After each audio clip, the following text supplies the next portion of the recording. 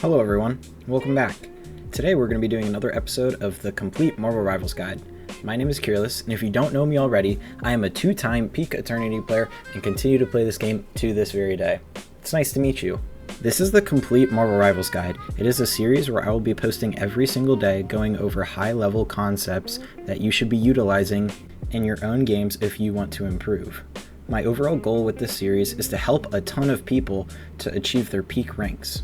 And without any further ado, let's get into it.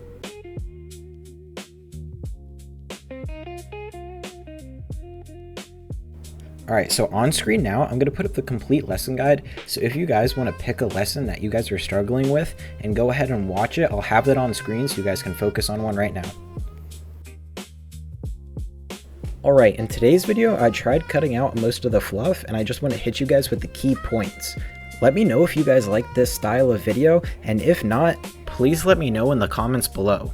Alright, so last lesson we learned how spawn advantage affects the future fights. Today we're going to talk about something that exists in every fight, even when nobody is getting eliminations. The best players don't always win by dealing more damage. Sometimes they win simply by making the enemy uncomfortable. This is defined as pressure. Another definition of pressure is forcing the enemy to react to your actions. It limits the enemy's choices, and it also creates opportunities for your team. But I want to emphasize that there is a big difference between pressure and damage. Many players think that pressure means doing damage, but really it doesn't. You can deal damage without creating any pressure, and you can create pressure without dealing any damage.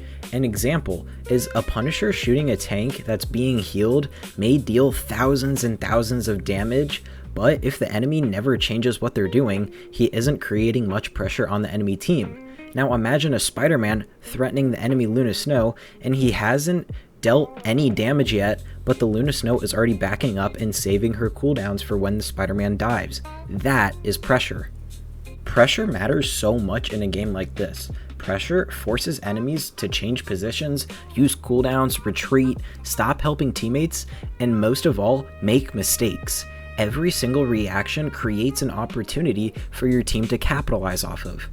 I want to say that pressure isn't about what you do, it's about what you force the enemy to do. And there are many different ways to create pressure. You can create pressure by taking strong angles, holding high ground, threatening a dive, controlling important space, forcing cooldowns, and building ultimate charge. Pressure comes from threat, not just damage. So there are so many ways that you can create pressure. There are multiple ones that I didn't even list just because there's so many. So I mentioned before that pressure creates mistakes. What I meant by this is when players feel pressured, they often panic, they misuse their abilities, they overextend, they retreat too early, and they just lose track of the entire game and their teammates. So your goal is to create those mistakes that you guys can actually capitalize off of and win the game. Something else that I want to note is that pressure does not equal commitment. In fact, they are different things. Not every single threat needs to become a fight. Sometimes you can pressure the enemy, they can back up, and then the mission is accomplished. You gain this space without risking anything.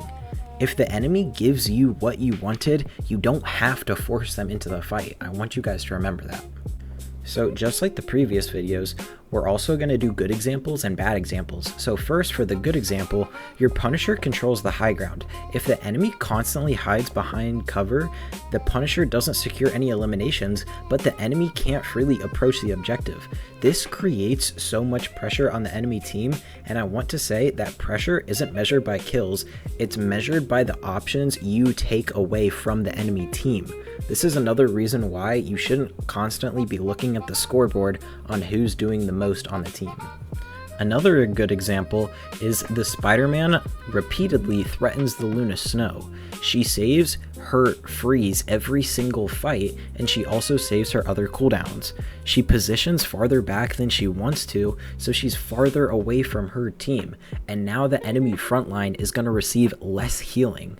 So the lesson here is that sometimes the threat of an engagement is actually stronger than the engagement itself, especially if you are possibly in a misfavored matchup. Now for the bad examples. If your team gains the high ground and instead of holding it, everyone jumps down chasing eliminations, the enemy immediately retakes the stronger position, aka the high ground. So the lesson here is that giving up pressure often gives up the fight, and giving up your resources will give up the fight as well. The next bad example is that your team does an insane amount of damage to the Groot, but he never ends up dying. The supports end up comfortably healing them, and meanwhile, the enemy Hawkeye controls the high ground uncontested and deals pressure to your guys' backline, and then you guys lose the fight. The lesson here is that damage without pressure often creates very, very little value. So some common mistakes that I often see in lower ranked games is confusing damage with pressure, overcommitting after creating pressure, ignoring the high ground, allowing enemies to play comfortably, taking unnecessary fights, and then giving up the strong positions. These are all things that you might be doing in your own comp game that could be selling your ranked matches. And now, a couple of questions I have for you to ask yourself while you're playing the game is: number 1, am I forcing the enemy to react? 2, what options have I taken away?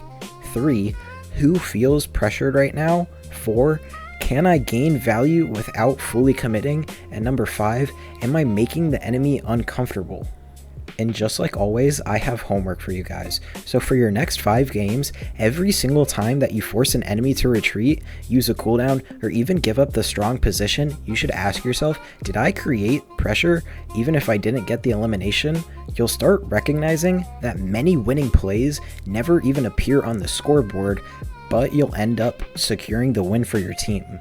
So in next lesson, we'll cover resource management, and this is how to think about health, cooldowns, time, ultimates, and positioning as resources that should be spent wisely instead of carelessly, because all of these are valuable resources.